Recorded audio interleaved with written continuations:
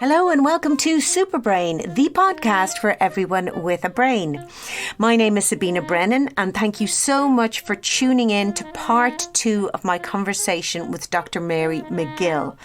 If you haven't yet listened to last week's episode, I suggest you press pause, go back, have a listen, and then come back and listen to this part 2 of my conversation with my fascinating guest, Dr. Mary McGill, about the visibility trap, sex surveillance and social media.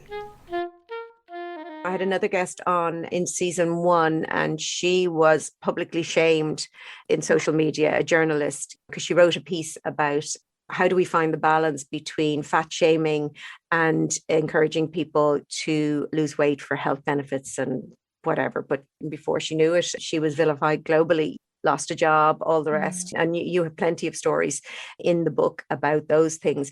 One thing I always try on an individual level, knowing how these technologies operate. I mean, I think what you're describing there is various processes of dehumanization. Dehumanization, not just directed at other people, but dehumanization of yourself. Because when you fail to recognize somebody else's humanity, you're actually diminishing your own. And I think very often we're not encouraged to have humility in these spaces. We're encouraged to go out all guns blazing.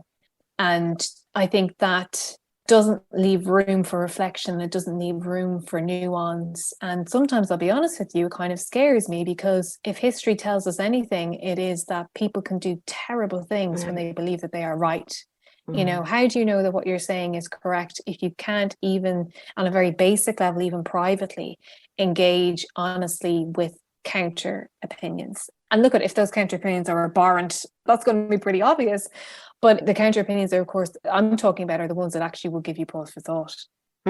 Or, God, dare I say it, make you change your mind. Yeah. So I think that space for reflection and thought and dialogue, in theory, these should be flourishing. These as never before, right? But that is not what's happening. What happened. And whatever our perspectives, that value, that principle, we all should be concerned about that, right? Because we know human history tells us that shutting down and that bad faith and that, you know, kind of binary thinking when it comes to other human beings is profoundly dangerous. And when I'm thinking about the darker side of all of this, I mean, that is what I am very, very worried about, that it is stirring up forces that never quite go away. And that, by the way, can I just say, are not about us and them. Every human being has a darkness in them, and we don't like talking about that, right? Because otherwise, how could horrible things have happened, are happening now and happen throughout time? You know, the human mind and the human heart are complicated things, and of course these technologies understand that. But again, and to go back to what I said earlier on, very often, instead of operating from a place that would temper down on those instincts and boost better instincts, they seem to trade on whatever instinct is going, because all attention is engagement. Engagement can be converted into a metric, which in turn can be converted into cash. So it doesn't matter if that engagement or attention is destroying someone's life or destroying democracy. It's all the same, because it all goes into the same cash pile. And I think, you know, that is, if you want to call it an experiment, shall we say, I think we're beginning to see now that we need to take the temperature down and to rethink. And I think that, of course, involves governments and laws, but it also involves us as individuals and how we approach these spaces. And I think, you know, as I'm thinking and talking through this, which is really what I love about the podcast medium, is that I can read this book and I have questions and things that I want to talk to you about and ask you questions. But what I'm loving particularly about this chat is I'm getting ideas from talking to you. This is what social media should have been and was intended for, and was for a while, you know, collaboration, ideas, exploring thoughts, thinking through why is that happening. And I do particularly like podcasting for that, because it's a longer duration. You actually get it to engage with people and explore and get to know people and get to discuss and, you know, back and forth. You don't always have to agree with each other, but you can kind of explore. We have multiple biases. Okay. Basically, when we talk about bias, people tend to think about racism and sexism, etc. Look, we have biases about ourselves. We have biases about absolutely every single thing. Essentially, all they are the brain's heuristics. So they're just shortcuts. So the thinking brain uses the most energy. So your brain is constantly trying to find ways to limit the use in a way to maximize the efficiency. So anything that it can give to the unconscious brain to do is helpful. It frees up the conscious brain for actually doing the things that allowed us evolve, inventing stuff and engaging with people, writing books, making art, literature, all those fabulous things that make us human. It's like the reverse of evolution. That's kind of what we're at risk of happening here, is because the social media, and again, I'm thinking this off the cuff sort of thing, the social media is bypassing our rational thinking brain and operating on that. So it's exposing our biases, our heuristics. And whilst they're always there, in another situation, you have a chance to slow down and think rationally. But because that keyboard is at the tip of your finger, you can go straight from that thought to that and expose those biases without realizing that they are just heuristics and that your brain can be wrong. Your brain does not see a reality. What you interpret as the reality is just that. It is your brain's interpretation based on the data it has available. Now, we all know that social media actually manipulates the data that is available to you. So you get biased data. So biased incoming data on top of internal biases means that you're going to see a completely different reality to somebody else. So your and my reality and view of the world when it comes to gender or sexism is going to be entirely different to someone who is a sexist or a racist or whatever. And they are going to believe that they are just as right and accurate in the same way that we believe that we're right and accurate. I think perhaps that's why maybe social media has changed so rapidly recently, is that you used to be able to see everything, and that's access to data. But then social media decided it knew better and decided to just feed us stuff it knows we like. So then all you're doing is creating bigots, racists, sexists. Well, yeah, I think what social media does is distort. And I think that distortion is often something that we're not particularly aware of, because these are technologies that are frictionless to use and they feel quite organic in our hands, right? I mean, I'm sure you've seen toddlers with iPads and they're just flying through. It almost seems kind of intuitive, right?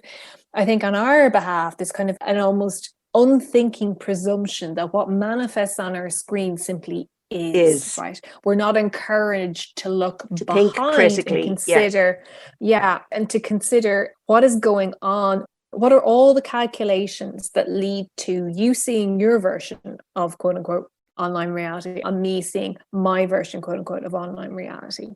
And of course, that could be used in lots of ways. Some people will become visible because of it. An awful lot more people will be denied visibility online because of it. It's also a convenient way for material that you would find annoying somehow making its way into your timeline. And of course, our minds are primed for negativity and we'll be drawn to the annoying thing, and we'll dwell on that probably more than the most positive thing. But surely that's not a good, I mean, if something's been placed there just to get your attention, because attention is the most important thing, but it's actually annoying you and just generally, not really what you want to see, but it's capturing your attention nonetheless. Why do that? Well, because it creates attention, right? And all attention is good. Attention is the metric that matters, right? So I think these technologies are designed to distort. They are designed to amplify, and amplify is another type of distortion. So it can feel like, we'll say, if you look, for example, at one of the studies that looked at the way ads on Facebook were used during the 2016 presidential election, what they found in one case was that the ad spend on these particular, I think it was pro-Trump ads, was about $100,000. Actually not that much really in the grand scale of things. This misleading information, but that material had been shared over 100 million times on Facebook. Like, this is the issue, right? This is the amplification feeding into distortion, right? So you don't actually need that many bad actors for them to have an outsized effect in these spaces, and the vast majority of social media content quite often is produced by people, a small group of people in comparison to actually the amount of people who have an account, but the small group of people are just heavily online. So they're the ones producing the vast majority of the content. But if you go to these platforms and you assume that by logging on, you are getting some unfiltered version of reality or what people are thinking and feeling, I mean, you're getting a slice of it. You're getting Oh, maybe something, but you're not getting the whole picture. And I think now more than ever, we need a broader sense of what people are thinking or feeling. And we need to be very careful about kind of falling into the distortions that social media presents. Because, you know, when you're in that space, the world is being distorted, you're being distorted. You know, you just need to just be careful with it. there's so many interesting chapters. There's another one on influence, which just has incredible stuff in it. So what I write about in the book is something I call the Kardashian industrial Oh, yeah. complex. And it looks at the way the Kardashians have kind of the surveillance that was inherent to, was a reality TV, where they first made their splash in terms of the entertainment industry, but of course is inbuilt in social media. They understood and were very good at being responsive to that change. This notion of celebrity as access to all areas, which had been there to a degree in programming from the 90s with the advent of reality television, but of course it has kicked up a number of gears now with social media. And they embrace this surveillance, right? They commodify every aspect of their lives. They let cameras in, you know, everywhere. They were prophetic in their ability to spot the earning power of something like Instagram. I mean, Instagram, when it started out, was purely, you know, photographs. And we didn't have the notion of influencers or selling things through Instagram. You know, the Kardashians are one of the people who really understood the economic power of these platforms. They've also devised lifestyles and products. Well, the products are, you know, help you to kind of deal with the spotlight of social media. So all the makeup stuff and the underwear stuff and the detox teas and all of these things. You know, this is about achieving a certain look in this hyper visual culture where women are expected to want to be seen and to want to showcase their lives on these platforms. The Kardashian industrial complex, there's not really much dissent involved. Like, the assumption is that this is what smart 21st century women do. They reproduce themselves in this way. They're glossy, they're in control. Their femininity is something that they almost approach as like a brand, something they do for themselves, something they do for their friends, almost as part of their career, their whole outlook. And when you talk to some young women about the Kardashians, they find them hugely inspiring for that reason, the fact that they are entrepreneurs and they have managed to create this empire. And in the book, I'm really careful not to, although I'm very critical of them, I do take them seriously. Oh, absolutely. I think there's a real snobbery, particularly when it comes perhaps to things that are seen as feminine, even though things like the fashion and beauty industry are worth billions upon billions, just as sport is. But sports, you know, I mean, you just get these double standards everywhere, right? Yeah. So the Kardashian phenomenon, it's interesting in terms of how the media has changed over the last 20 years. It's fascinating in terms of how consumption has changed over the last 20 years. It's fascinating in terms of how celebrity has changed over the last 20 years. They have taken the visibility that is inherent to the media landscape now, and they have built a brand around embracing that visibility and this idea that you can take it and you can meet it and you can make yourself wealthy from it and make yourself desirable from it, and that you can be in control, and of course that word, quote unquote, empowered. And indeed, for people at the very top of the food chain, like the Kardashians, and, you know, there are lots of other very, very successful influencers of that mold, even though there are lots of different types and different ways of being an influencer. I'm talking about a very specific type of influencer in this respect. And they do, of course, they've done incredibly well from this new marketplace. If you measure that success by how much money they've made, I do think that is another cultural thing, is that success does appear to be measured by how much money you have so that you can purchase the lifestyle that they have. Yeah. But in between all that, when you look at it, relationships aren't working out. You know, for them, they still make money if they go for a divorce, you know, because that's even more money coming in. But at the end of the day, I think what gets forgotten as well is aspiring to be like the Kardashians. Do you really want, you know, in a way, it must be exhausting doing what they're doing. They're on all. Well, I think they're very savvy. I mean, like everything that happens, the heartbreak, the divorces and everything else, everything gets absorbed into the brand and makes them even more relatable. Yeah. And this is no mean feat, because these people are multi-millionaires. So the idea of being relatable is, but they do manage to a certain degree make that appeal to the very many people who follow them. My real sympathy lies with the people who don't have anything like those resources, who are believing in this notion of this new economy that does work out for some people, just as it always has worked out for some people. But those people are generally, the one in a million. But you have, people who desire to be content creators or influencers without that notoriety to back them up, or those kinds of resources. And they are working so hard. One young woman I interviewed for the book, she said, you're your own everything. You're your own writer, PR, manager, editor, everything. And I think, again, in being snooty and making assumptions about influencers and content creators and so on, completely ignores the reality of the work, often work that is done by women, because it tends to be in a female-dominated space. This is a new marketplace that has evolved. It has none of the security and none of the benefits of previous types of employment. And the vast majority of people who are trying to make their way in it are not the Kardashians. So when the Kardashians are held up as this kind of visibility, that these are what influencers are, you're like, no, that's a particular type. Yeah. But there's a whole other world and worlds out there of people who are working so hard with very little support in a role that's misunderstood a lot of the time. And it's not easy. I would identify hugely with it. I wouldn't see myself as an influencer, but I am working in that gig economy and in that way. And I suppose, yes, in some ways, I'm trying to have influence in a very different way. I'm not trying to influence you to buy makeup. I'm trying to influence you to take good care of your brain health and learn how to understand your brain health. And then, of course, there are ways, I need to eat and make a living as well. But I understand you are everything. The thing, and I think you pointed out, in a way, and while they have done incredible things, they have not done these things alone. And they did not start from a baseline that you and I are at.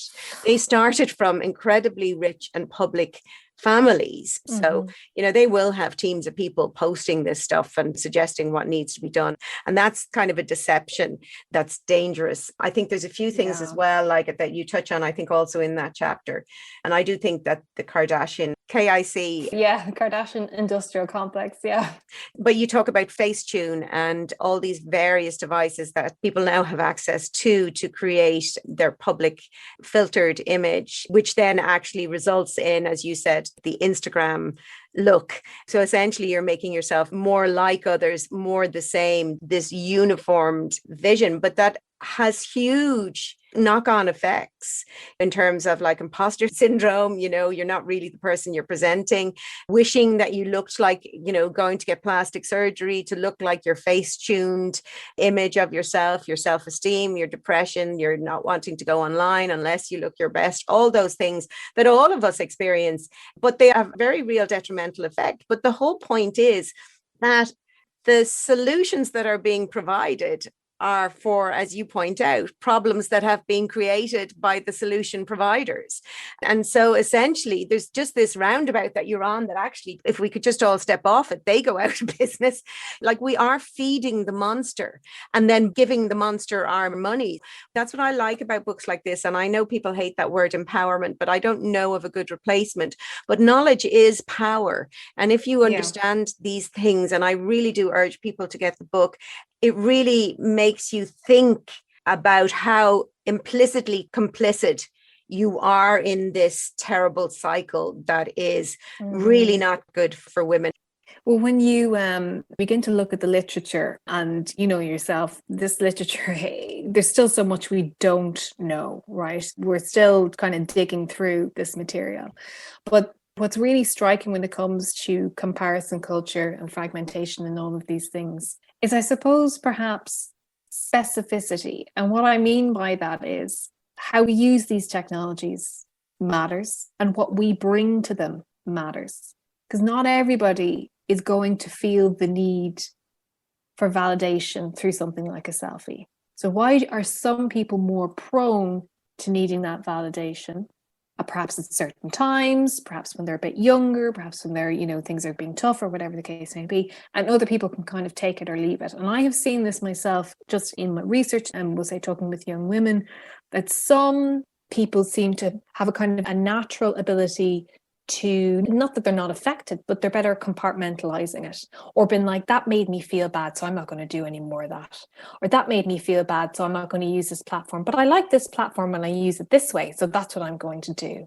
For some people, it seems to be that made me feel bad, but it also made me feel good. So I'm just going to keep doing it in the hope that it's going to make me feel, because the feeling good is worth the bad, even though the bad is really bad. And I actually don't like it at all. But that's exactly how abusive relationships work. Right. Yes. Yes. Yeah. If you're in an abusive relationship, if that abuser is constantly bad to you, you may actually have a chance of surviving. However, it's the occasional good that they do to you. I'm so sorry, and it's only because I love you, and here's this, this, this, and this. And it's that good moment that keeps the female, usually the female, trapped in that abusive relationship. And that again is just understanding how human behavior works and how human behavior is reinforced. It's intermittent reinforcement, and is one of the most difficult types of behavior to disrupt. Yes, and that does not surprise me. That does not surprise me in the least, because when you go to the literature that we have on, we'll say, selfie-taking and body shame and low self-esteem and things like that, very often the researchers will make a point of saying, you know, we found this, but one factor would be that people who present with these tendencies, they are more prone to compare themselves with others. Right.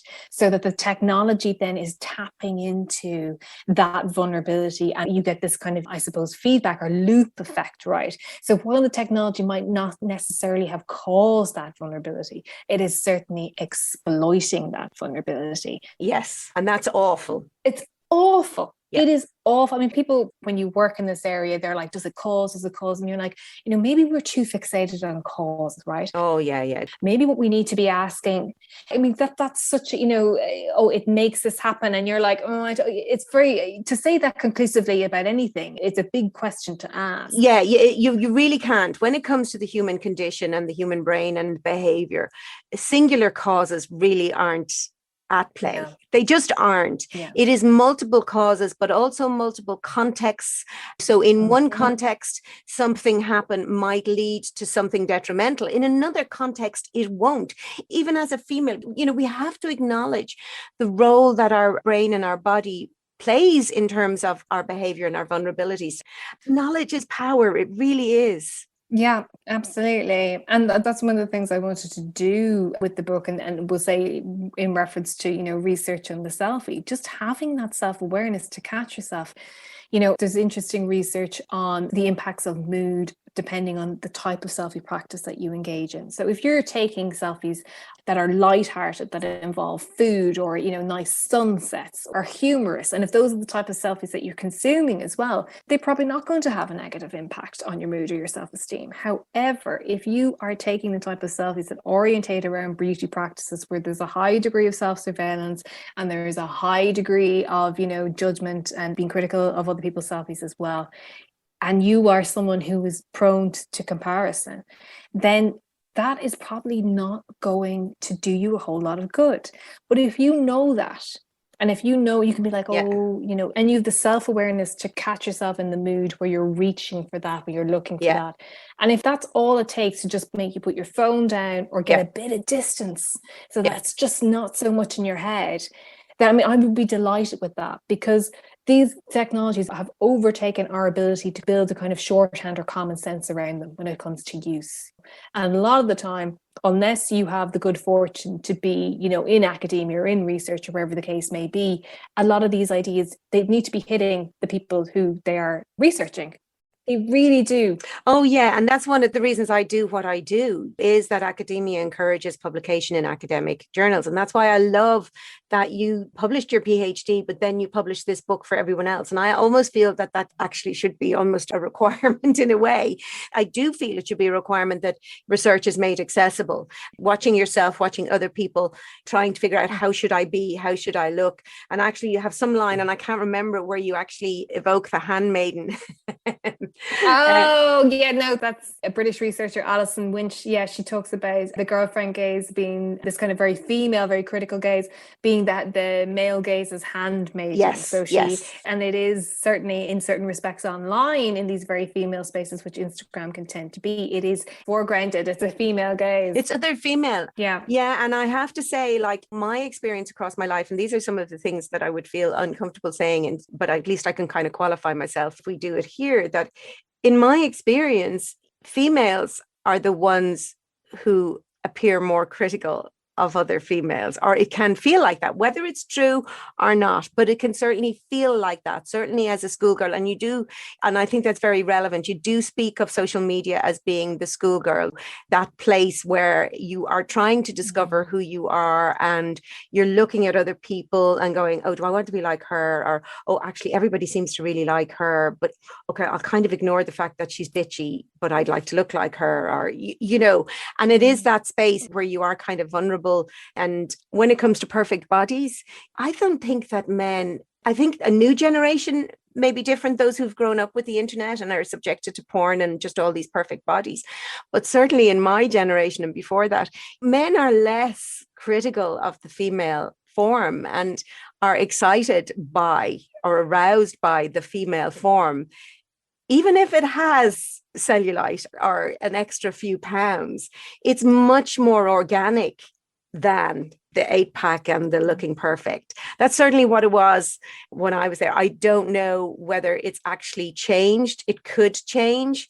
That's where I get fearful, but I definitely assume it impacts on women and how they feel and how they would feel undressing in front of people and all the rest. Anyway, tell us a little bit about the bodies chapter and what the social media actually does. Yes. Well, one of the things that is a big selling point for something like Instagram, if you go to its about page, is it'll tell you that, you know, you can create yourself on here, self-expression, values, be seen, all of this good stuff that really appeals to us as human beings, because we're like, oh yeah, I like the idea of being seen. I like the idea of creating myself. This all sounds like a lot of fun. We love to look as human beings, where we're very visually driven. We love images. And so, you know, that's all to the good. In practice, though, not everybody gets to be seen in the same way. And that's what the bodies chapter looks at, you know. So the likes of the Kardashians will get a high degree of visibility always, even when they come very, very close to breaking the terms of service.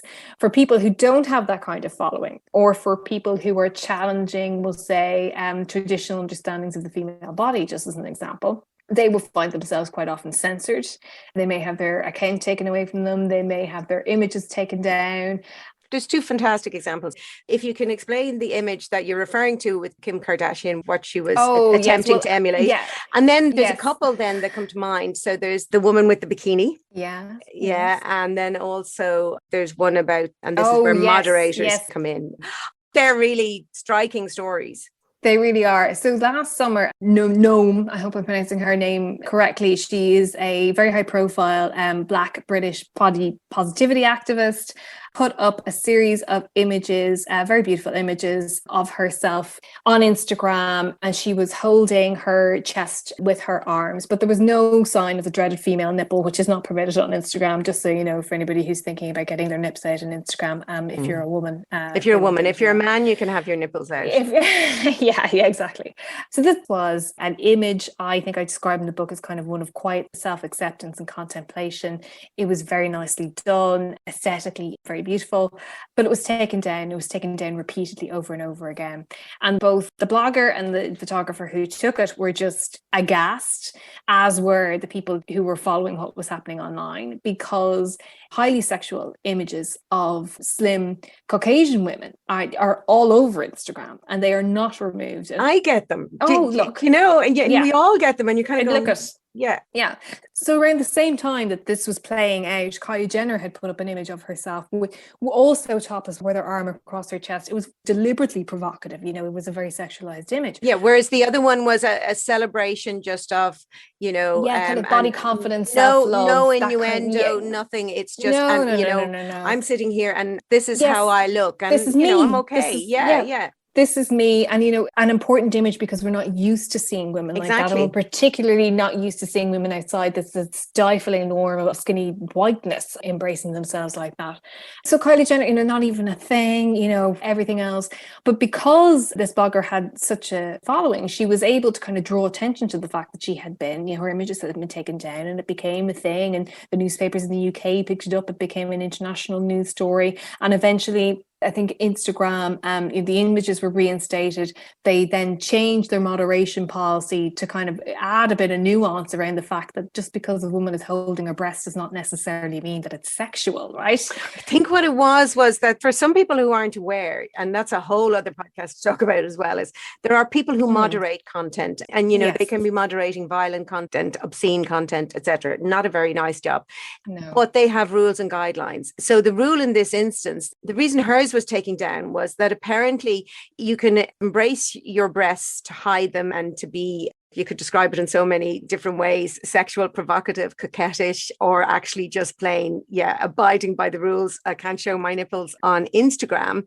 The reason hers was taken down was apparently if you move your arms to hold your breasts in a way that looks like you're squeezing them, that is considered sexual. And of course, if this woman actually is different to, like, it's an awful lot harder to wrap your arms around a size 42 bust or a 40 bust than it is around a 32 bust without squeezing or whatever. But that was the judgment, and they changed that. And I think, as you pointed to there, that woman had a big enough following and profile to highlight that issue.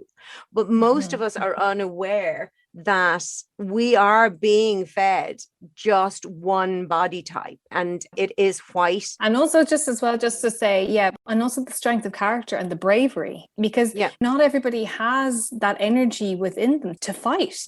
That was taking energy out of her career, that was taking energy out of her, day to day to live her life. And she did get support, and she had a sizable platform, and she did make change and all the rest of it. But throughout the book, you're constantly meeting people who have had to fight because they have found themselves at the sharp end of these technologies. That's not a situation ideally women should be finding themselves in, but they are. But I think it shows us, it's back to, gosh, in some ways, even across my lifespan, things have changed and moved on. And, you didn't used to be able to talk publicly about your periods or anything like that. Yeah. And things have moved on. But then in other ways, they've moved backwards or done full circles. But basically, as Lisa McInerney said, different perfume, same shit. Basically, it is that there is one acceptable type of female body. And there's one story in there where that really made it jump out to me. And that was someone showed a photograph of herself in her bikini with some of her pubes escaping out the sides. And that was taken down. Yeah, and Patrick Collins, It was just a picture. And when I say with her horrific reasons behind it. When I say it was a picture of her crotch, I don't mean that in any sexual way whatsoever. It was just, she's an artist, it was a picture of her in actually very sensible blue knickers. That has to be said. There was nothing remotely sexual about it, but it showed just along the trim of her knickers, it showed pubic hair. Which is where pubic hair resides. I mean, shock and horror, there you go. And it caused, again, it was taken down, I think her account was closed. And yet these images of bodies that are far more sexualized with far less clothing are allowed to circulate and are given such a high degree of visibility. And it's like, what is so shocking about pubic hair, and specifically pubic hair that's on a woman's body, right?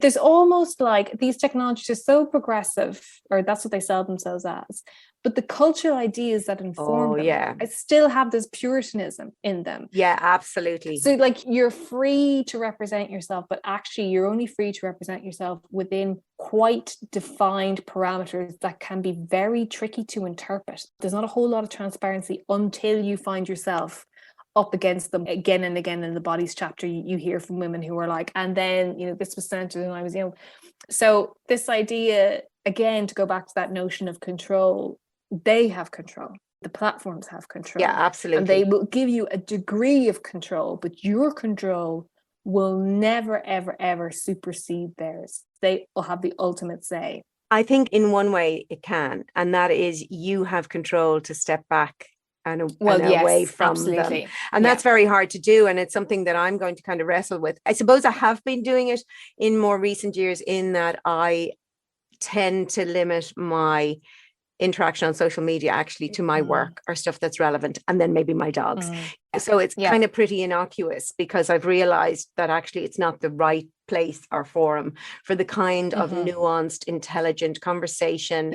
And I have to say, so we've been talking here about how, in a way, women are impacted by social media. But I think also, and it's a trend that I don't like either, is that then it's not just men who engage in the nasty, unfiltered behavior. And I think this is problematic, because I think it puts the cause of women backwards, is women behaving in that cancel culture, that refusing to have a conversation, refusing to try and find some way forward, just the finger point. They are witch hunts. And I think what has made them even worse is they're witch hunts of women by women. And that seems like a particularly nasty form of witch hunting. But I do believe they are our modern day witch hunts. We have not changed, and it's now become that place where there was the public stocks for the public shaming, etc. That's it. But at least back then, if you were publicly shamed, you could leave and go to another village. This is global. There is nowhere to go and hide from these kind of public shamings. It's pretty horrific, and such a shame, because it could be this incredible tool. And it is an incredible tool. And I've had lots of very positive things come out of my use of social media. I think a lot of people are aware, because it's very obvious, that they are being listened to and watched by the technology itself. I keep getting a picture of actually this chair that I'm sitting on. I Googled something and looked, no, don't they have that chair, my chair back again? And every time I log on now, I'm just getting that chair kind of comes up because I clicked it and obviously didn't say no cookies or whatever. So we know that our behavior has been monitored in that way. But I don't believe that, and I think people understand that opinions and certain posts are being filtered, but I don't believe that women understand that the type of women that you see in terms of body type and visual and ethnicity, I don't believe that people realize that that is being manipulated. And I think that was one of the kind of big scary bits from the book. It's not a horror story. It's a very empowering book, to use that phrase again. But if you can think of another way to say that, I'm all ears. It's fantastic. Thank you so much. Thank you, Sabina. Anyone listening, get the book. It's full of this fascinating stuff. It's called The Visibility Trap: Sexism, Surveillance and Social Media. And it's by Mary McGill. And she just says Mary McGill as opposed to Dr. Mary McGill or Mary McGill, PhD. The way I look at those letters that I have after my name is they're just, and I think that's all they really mean, is they point to the fact that actually, you know, you have studied this. You're just not randomly. And I think that's another knock-on effect. It has bled into publishing. Influencers are being asked to write books because of their following, because it means sales. But that's another form of filtering that doesn't happen, that should happen, is that when you filter through, anybody is allowed to give advice or say stuff. And often that involves the purchase of, for example, say in my case, I'm looking at people advising people to buy supplements that are great for memory, or there's no scientific research to say that. And yet they're allowed to kind of put that there. Anyway, you see, we could talk forever because there's just so many things and so much there. Do you have plans to write another book? I would like to, yes. I know you've only just done this, yeah, but you'd like the process. And, yes, I do. I would like to, definitely. Yeah, I think even with this, even some of the topics within this could be expanded, but I also think there's going to be more and more. And I'm sure there was more bits that you would have liked to put in that you couldn't put in terms of, you know, page numbers, etc. So I like to finish by asking my guests to offer a tip on surviving and or thriving in life. Oh gosh, a tip for surviving and or thriving in life. I have found myself over the last while returning to a lot of very old things. And by old, I mean in terms of human history and human civilization. I'm very interested in the Stoic philosophy. And I would recommend to anybody I think we live in a highly emotional age, and there's nothing wrong with emotion. But how you deal with it is really important. And I think the Stoics offer some really interesting ways of thinking about the role of emotion in our lives. And I think over the last year, a way of thinking and a book that I have found a lot of wisdom and comfort in is a book from 1945 by a man called Albert Camus. It's called The Plague. And bear with me. Yes, I am. I'm fascinated, actually. The Plague is set in Algiers, in a town where there is an outbreak of the bubonic plague. And it follows a doctor who remains in the town to treat patients. So it works really powerfully as a narrative. Mm-hmm. But Camus also developed a notion of the plague as part of his philosophy, which is called absurdism, right? The absurdity of life, which sounds nihilistic, but it's not at all. And what Camus says about the plague is that plagues force us to see the fragility of life. But that fragility is all around us all the time. We're just really good at distracting ourselves from it and thinking that we're the ones in control, when the reality is that life can end or be turned upside down at any point. And that is the metaphor of the plague.